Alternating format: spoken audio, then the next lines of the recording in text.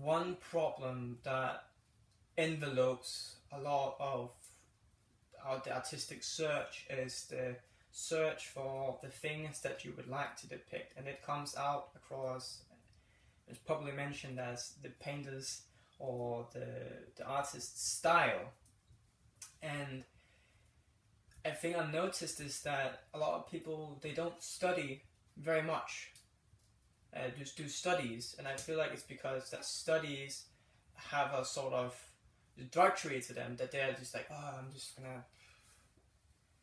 But in terms of figuring out, what is it that you really would like to do when you're looking for a center in your own work, you end up having to do studies, and you have to work on your knowledge in a way that you can find it.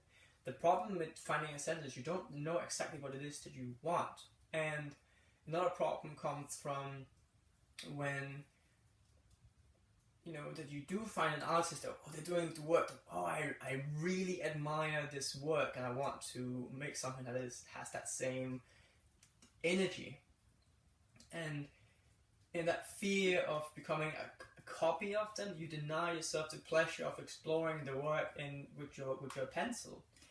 And that habit of, I'm not going to draw the things I like, that you end up establishing by not drawing the things that you like, when you get that urge to do something like that, you end up not really making personal works either that you do end up liking, because they don't have, you are creating a habit of not drawing the things you want to do.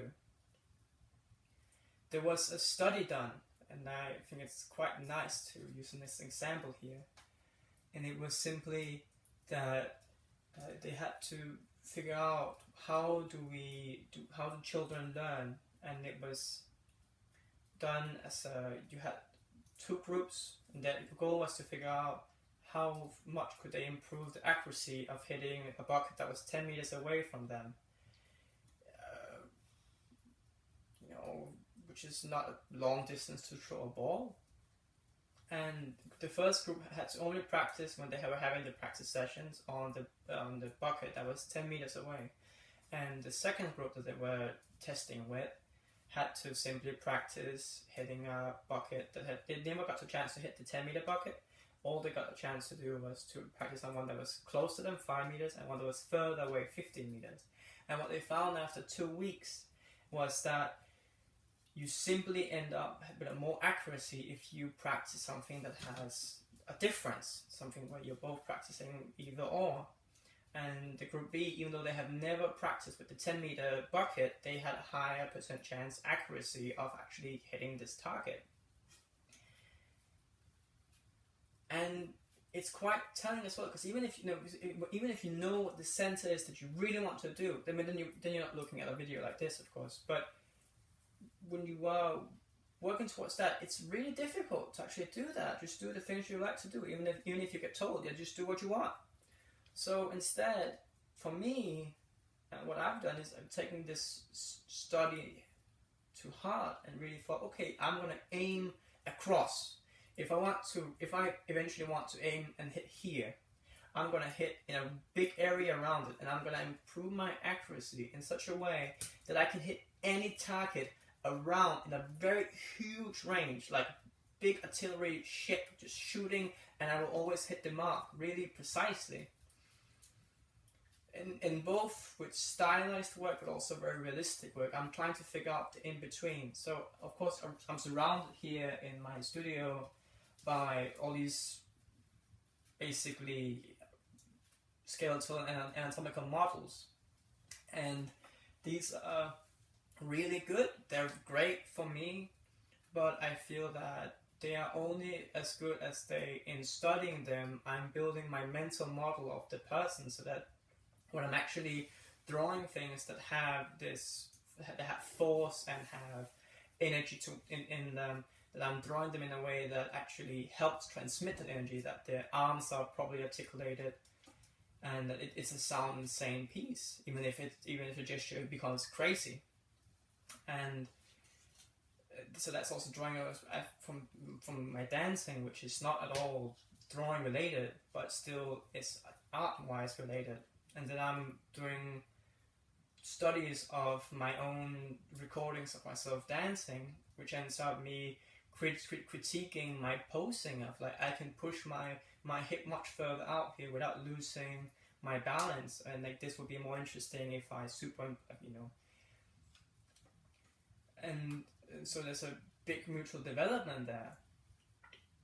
And so yeah, I'm really just trying to hit around this target. I don't know what this is, and I don't really want to know. I don't want to know the end conclusion of like what is it, my total artistic expression, because I will only know that once it has been made permanent by being in the past.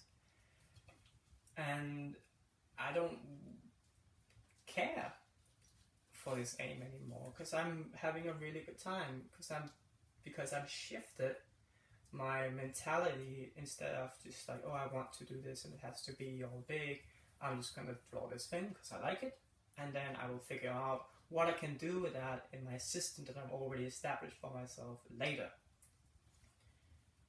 And I hope that you can take something from that too, and really just try to, like, if you see something, and you could be browsing on any kind of image, site or collection of images, or something that that you do to kind of waste time.